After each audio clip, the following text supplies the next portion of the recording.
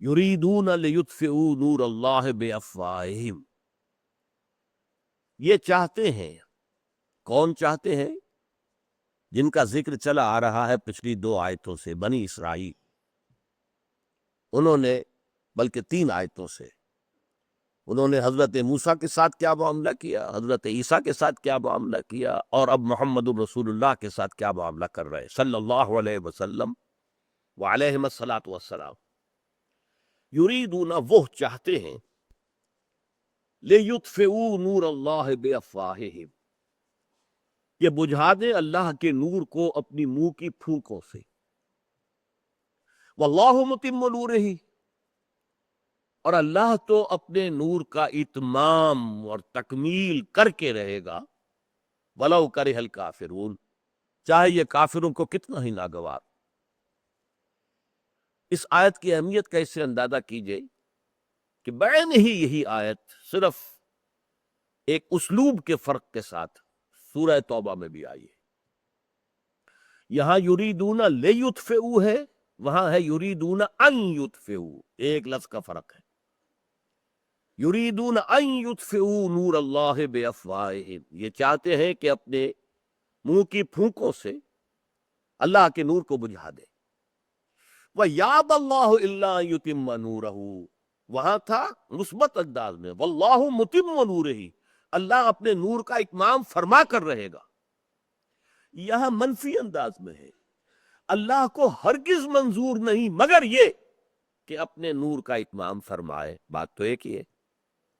وَلَوْ كَرِهَ الْكَافِرُونَ، پھر وہی الفاظ ہیں، چاہے یہ کافروں کو کتنا ہی ناگوار۔ اس میں در حقیقت وہ بغض، وہ عناد، وہ دشمنی، وہ عداوت، وہ مخالفت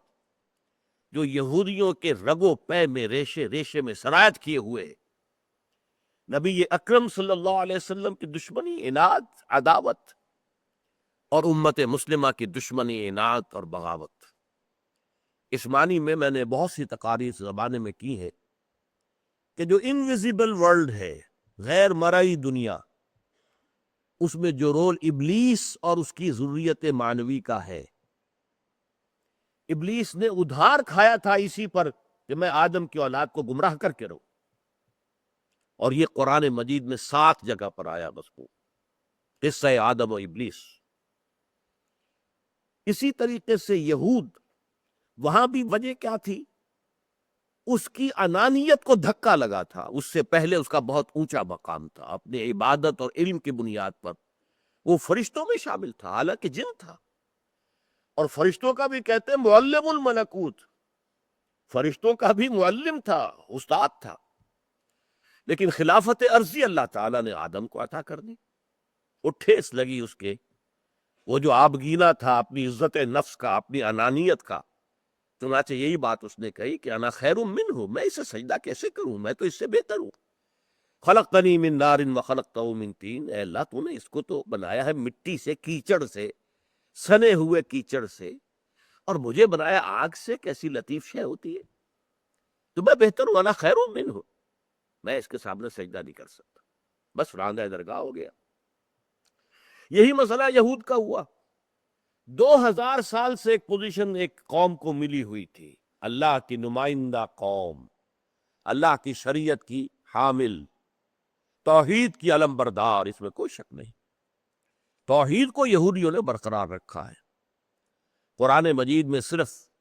یہ ذکر جو آتا ہے کہ حضرت عزیر کو انہوں نے اللہ کا بیٹا کہا، یہ کچھ ایک زمانے میں کچھ غلو کی بنیاد پر بعض لوگوں نے کہا، لیکن یہ کہ یہ ان کے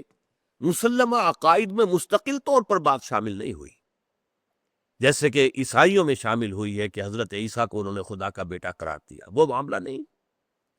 توحید کو انہوں نے برقرار رکھا۔ تو یہ مقام ان کا جو رہا، اور پھر نبوت ان کے پاس رہی، 1400 برس تک تو نبوت کا تار ٹوٹا ہی نہیں، 2 سے شروع ہوا، موسیٰ و ہارون علیہ السلام، 2 پر ختم ہوا، یحییٰ و عیسیٰ علیہ السلام، ان دونوں کے درمیان جیسے عورتیں رسی باندھ کر کپڑے جو ہے لٹکایا کرتی ہیں، تو یوں سمجھیے 2 ادھر 2 ادھر، اور درمیان میں جو ہے یہ رسی ٹوٹی ہی نہیں، ہر وقت ایک نبی موجود،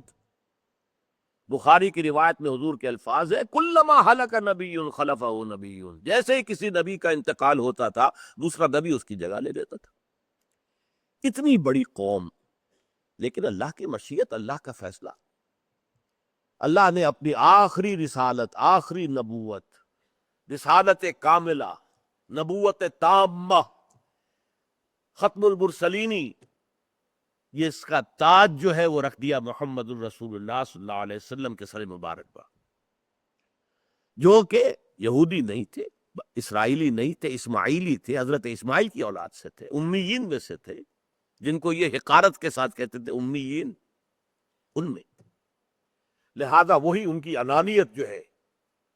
اس نے بغاوت کی، حسد اور انانیت کی وجہ سے بدترین دشمن